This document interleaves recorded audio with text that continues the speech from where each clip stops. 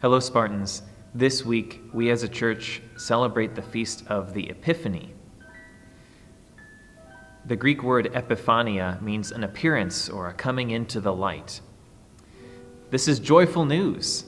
Jesus Christ, the light of the world, who was promised for ages upon ages, has finally come into the world and showed himself not just to the chosen people, but to everyone. This is the significance of the three wise men who come to adore the child at Bethlehem. They're not from the chosen people, they're foreigners, like all of us would be. So it's a great news for us that this light of God's presence in the world has finally come. People often wonder, why were gold, frankincense, and myrrh the gifts of the Magi to baby Jesus? The first answer is that in historical times, those gifts were very valuable and were oftentimes given as gifts to kings.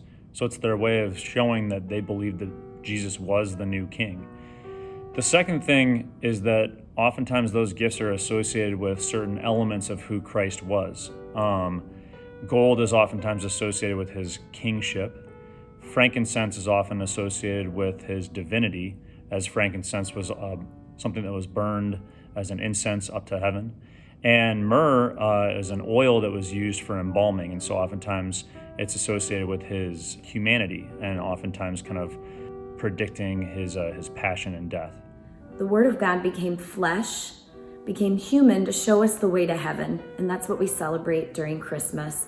And here we are still in the Christmas season. We remember today when the kings go and offer their gifts of praise and honor to Christ the King.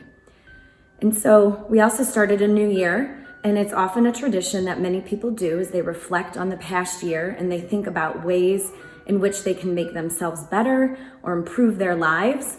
And so we challenge you to think about this past year, reflect on things that might have happened, and maybe how you could grow closer to God. What is something that you could do to work on your relationship with God this year? What do you have questions about still? What do you struggle with? And what are some things that you can do to work on that? And maybe you can think of this as sort of a gift, just like the three wise men brought to Jesus, but this gift of yourself, of trying to improve yourself or your love with God as a gift to him. Merry Christmas and Happy New Year.